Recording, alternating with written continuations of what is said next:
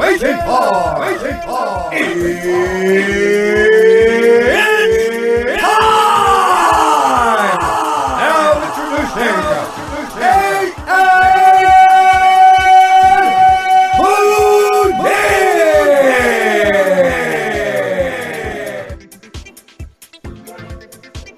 What is up, everybody? Good morning. I told you, this show, we're going to come at you hard. We're going to come at you hot. We're going to come at you with the best we got.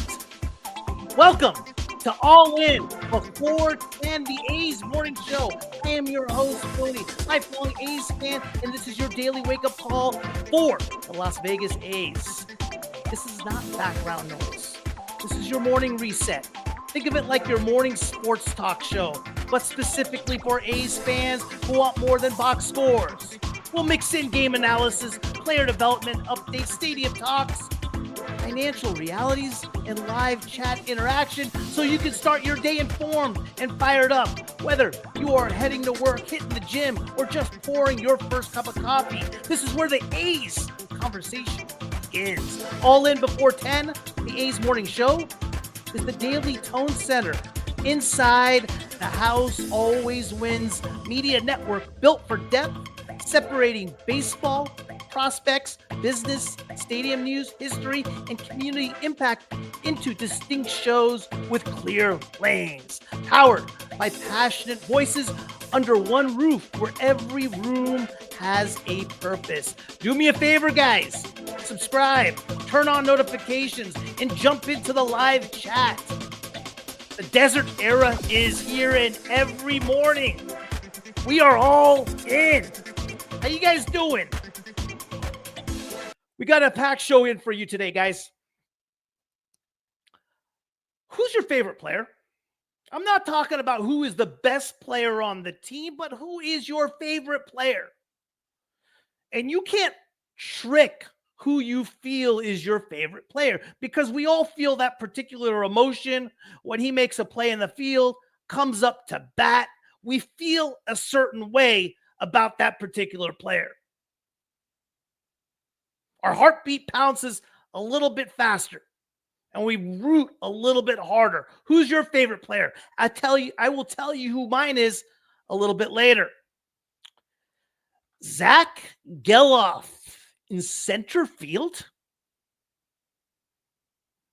When I first saw the headline written by Martin Gallegos, in his article yesterday for SI, I had my questions. Like, what? Zack Gelof in center field? Are you kidding me? But after thinking about it, after rereading the article, and a possibility as Zack Gelof being the super utility guy, it had me thinking, maybe. We'll talk about that in a few minutes. First, when you think about Zack Gelof and you think about what he has done, where he has been, what's he gone through, it's tough. Second round draft pick, 2021, I want to say, out of University of Virginia. Broke out in the second half of 2023 and was considered the pillar for the future of this franchise. He played a full 2024. And the problem with Zack Gelof in 2024 was he was second in the American League in strikeouts. He struck out a lot. He hit, I believe, just over 200. He's an elite glove at second base. Athleticism through the chart, provides the A's with speed they direly need. But as time has gone on, injuries has haunted him. It started last year in spring training when he was hurt late in spring. Never kind of really got into any type of rhythm. During his recovery from his injury, he had a setback in rehab. It set him back longer. He got a call up in the major leagues last year. I believe he played around 20 games, 30 games or so. He was okay. Wasn't very good. In AAA Vegas, wasn't great. So I pose you the question. Is this Zack Gelof's last chance? What are the options for Zack Gelof? I thought Martin Gallegos did a heck of a job in his article yesterday in explaining what exactly is going on for Zack Gelof in his possible role this year. Obviously, when the A's traded for Jeff McNeil, the message was loud and clear that second base was now taken. And now we need to define a role for Zack Gelof. First and foremost, is he healthy? It looks like and sounds like he'll be ready for opening day if he makes that 26-man roster.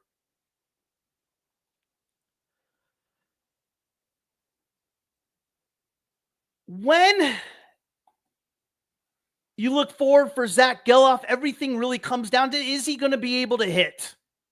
Is his bat going to come around? He was quoted in Martin Gallegos' article. It was pretty steep last year, and before that, Gelof said of his swing could have been due to injury, but I'm trying to get that flatter back to what it was in 2023 and 2022. I'm just trying to be simple, be ready to go and hit line drives all over the field.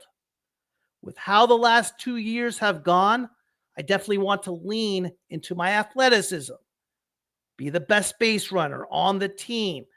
Defensively, bring that aspect. I know I can hit, but the bare minimum is being a winning player. That's what I bring. I need to bring that to this team, so that's what I'm going to do. I'm rooting for Zack Gelof. Big time.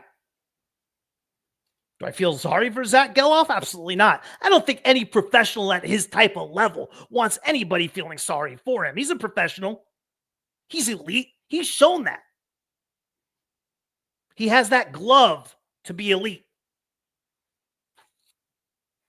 on the defensive end. And we've seen him in stretches. Again, that second half of 2023 shows he can do it.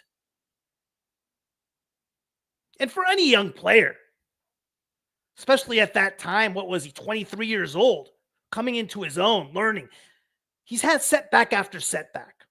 He's never, ever been able to get consistent play on the field, even this offseason. He was hurt.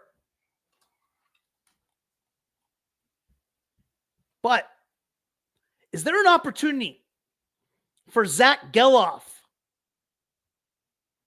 to play somewhere else besides second?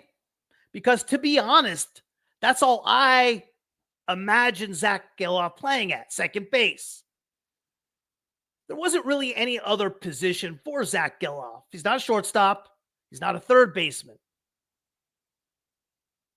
But now all of a sudden, we're hearing this thing about center field. Maybe. I didn't like the idea at first. When I first read the article, I'm like, no, this is ridiculous. First of all, Jeff McNeil defensively is excellent. He's above average second baseman defensively. No doubt about it. But my thinking was, if Zack Gelof can show that bat, put Zack Gelof in, say, at second base, put Lawrence Butler in center field, and put Jeff McNeil in right field. But now, is there an opportunity for Zack Gelof to be that super utility guy? Maybe. Just maybe. And we're going to take a look at that. We're going to take a look of what the possibilities are for Zack Gelof being that super utility guy right after this.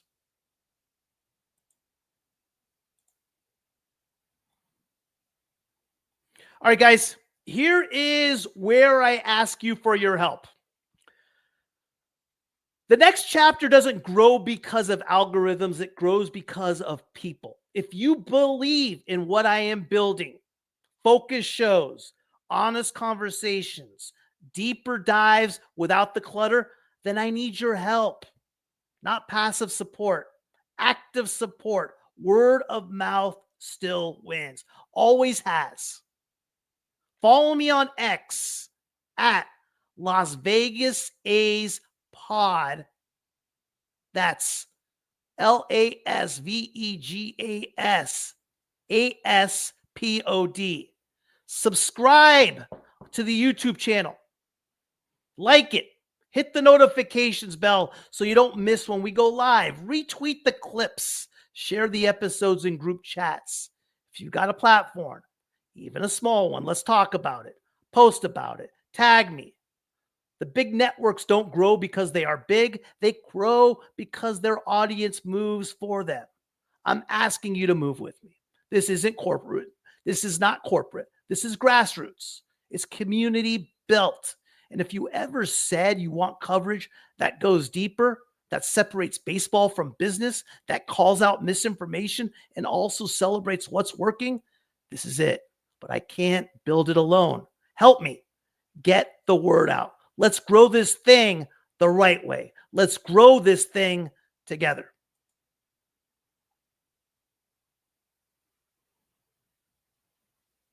All right, back at you, talking Zack Gelof and potentially what he can bring to the A's next season. Like I mentioned in the first segment, I thought Martin Gallegos did a phenomenal job with his article in covering this, because all off season, there's been a question with regard to where is Gelof going to fit?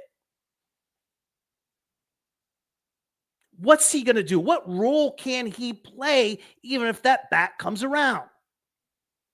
Quoting Mark Kotsay, I do think Zack can play the outfield. We've seen Zack be a plus defender. There could be a role that exists on this roster where Zack is on the roster. And according to Martin Gallegos, he even goes even deeper as far as what's that role look like. Taking advantage of Gelof's defense. I talked about that. He is an elite second baseman defensively. Speed on the bases he provides. 25 stolen bases out of 28 attempts in 2024. Right-handed hitter, which would complement the left-handed Jeff McNeil in a semi-platoon role. Gallegos nails it. Everything he said in that article was right on. Quote-unquote Mark Kotsay. There's a role on this roster for that, especially when you look forward to possibly creating matchups at the end of the game, whether it's to pinch run with speed and then the defensive replacement to improve the defense. All those things will be evaluated in the next 6 weeks. Absolutely. Here's the issue, though, guys. Look how this roster shapes up right now. So you're going to have your 13 pitchers, right? Which is going to leave 13 position player spots open. You got Langeliers and Austin Wins. They're in. No question about it. You got Kurtz at first. You got McNeil at second. You got Wilson at short. You got Muncy at third. Butler in right. Denzel in center. Soderstrom in left. And you have Brett Rooker DHing. Done, right? For the most part. Maybe positions change here and there. But those guys are going to make the opening day roster. I don't see that changing. What do you have left? What do you have left? Out of what I just mentioned, 2 catchers and 9 other position players. 1, 2, 3, 4, 5, 6, 7, 10, 8, 10 total. You got 3 spots open. You got 3 spots open. Who are those 3 spots? What's left? You got Carlos Cortez. How Carlos Cortez constantly gets overlooked is crazy. I think if you take AAA and the big leagues last year, he had the second best offensive year in the whole organization, major league, minor league, etc. Second to Nick Kurtz. Carlos Cortez was phenomenal in AAA Vegas. And when he was in the big leagues, he hit over 300. He showed some pop. I mean, for me, it's a no-brainer that Cortez gets one of the spots. But I know that's not going to be the situation. Cortez was ridiculous last year. You have Junior Perez, who had a strange year last year.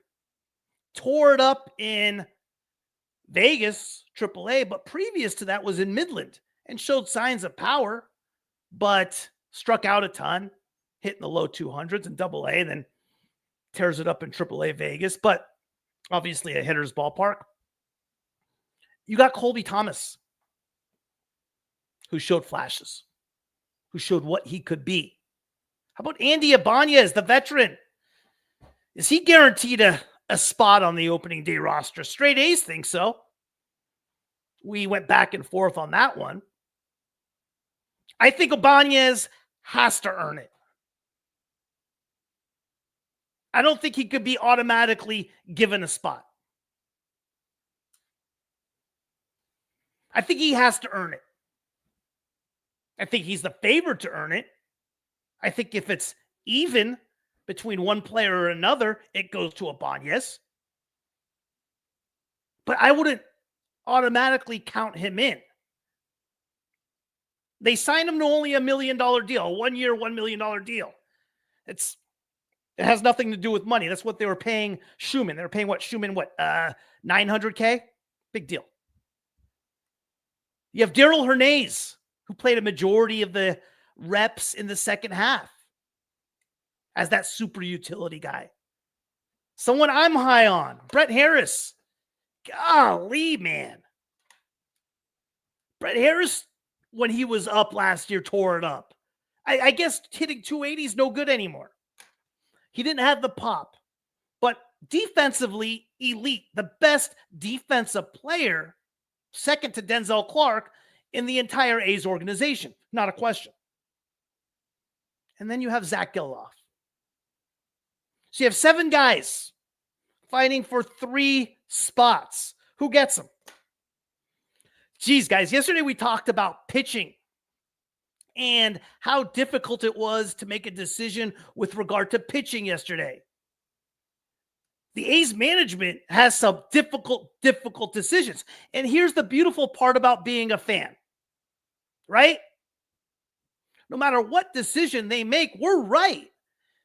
Fans are right 100% of the time after the fact. It's the greatest thing ever. You know? He picks Andy Ibanez and sends down Brett Harris, for example. You know, the fans like, yeah, of course. That's easy, Kotsay. What are you thinking? No big deal. I had that a long time ago. If the move doesn't work out, Jesus, Kotsay. Harris tore it up last year. Is he ever going to get his shot? Being the fan's the greatest thing ever, man. I mean, we are 100% right after the fact.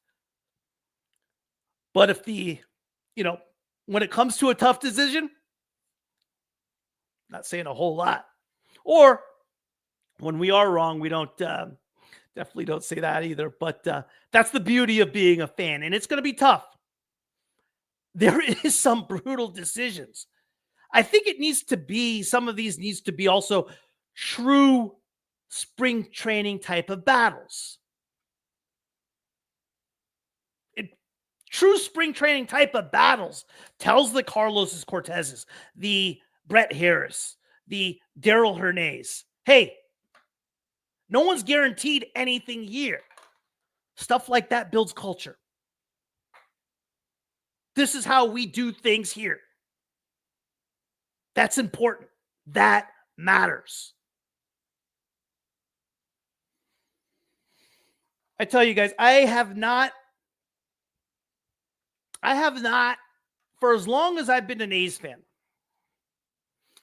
I have not seen a more intriguing spring training battle and question marks on both sides, the defensive or the pitching and the offensive side of things. I mean, yesterday we talked about the bullpen and starting pitching, and I was like, I'm confused in a good way. And yeah, and we're talking about the hitting as well. I'm confused to a certain degree. Carlos Cortez, with what he did last year, how do you deny him anything? But is it sustainable? We're going to find out. Which brings me to the next topic. Because the next topic is something we cannot fake. Because we just sometimes feel it. Who's your favorite player? Who do you root for? Who's the player that makes that heartbeat go a little bit faster? That gets you a little bit more tense, a little bit more excited when you see success. Let's talk about that up next.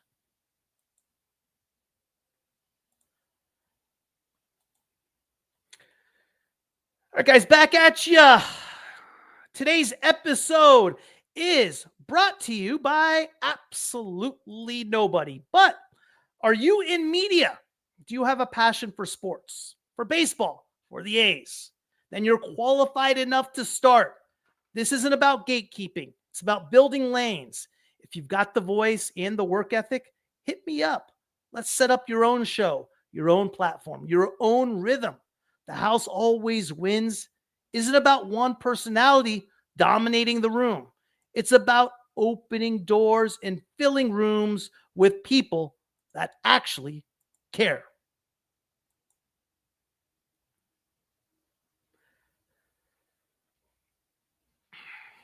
Welcome back to All In Before 10, your daily A's morning show. Favorite player. Now, your favorite player doesn't necessarily have to be your best player, right? Most people say favorite player, hey, Nick Kurtz. Hard not to when he hits the bombs he does, but it may be. Could be Brett Rooker. Could be the Law Dog. Who's that player that like, hey, come on? And we all have a certain motivation for liking one player or not. Maybe it's the underdog story of a player. Maybe it's how they play, how they look. Are they a defensive player? Do they hit bombs? Are they a traditional average player? As far as what I mean, as far as traditional average, hitting that 310, like a Jacob Wilson, for example, a Luis Urias. Are they that type of player? I'll give you mine.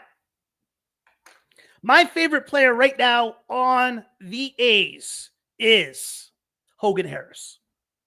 Hogan Harris is my favorite player. And Kotsay said in an article yesterday, Hogan Harris has that FU about him when he's on the mound. He's a tough kid, man. And every time he goes out on the mound, he competes. In 2024, he had a lot of opportunities to start. He shoved against the Astros. I believe it was in Houston. I think it was like 6 innings. Shutout ball. It was a couple of years ago. My memory's not that good, but it was something like that. I remember a game in Philly. He was walking the house. He only went like 3 innings because he had like 89, 90 pitches. I think he walked 6 guys. He didn't allow any runs. He just battled and fought his tail off. Or he allowed maybe 1 or 2. I don't know. I think it was a shutout over 3. Every time he's had the opportunity, he's dealt. Last spring, he was the best pitcher. He was our best pitcher last spring. And every time he's gotten his opportunity, He's delivered. Any role the team needs, he is there. I root for him hardcore every time. How about in Boston last year when he came in for that, what was it? I think it was a 2-inning save in Boston, in Fenway. How about the game in Seattle in extra innings towards the end of the year? Absolutely dealt. I love Hogan Harris. That's my guy. He shows up every day. You want me to start? Done. Give me the ball. You want me to come out of the bullpen as the long man? Done. Give me the ball. You want me to be the stopper? Done. I'll shove. Love Hogan Harris. Favorite player. Who's my next favorite player? Brett Harris. And yeah, I hope Brett Harris, when I had straight A's on last time, he said Brett Harris was going to get DFA'd. Hey, you know what, straight A's? I hope he hits for the Triple Crown this year and wins a Platinum Glove. I think Brett Harris still has a lot of great baseball. I've said it many times last season when talking about Brett Harris. I think of Brett Harris as a poor man's Matt Chapman. On the same level, believe it or not, yes. Maybe not as good, but defensively, Harris is a Gold Glove caliber third baseman. Shoot, he hits 30 points higher than Chapman does, but average doesn't matter anymore in baseball. One thing he needs to pick up is, power.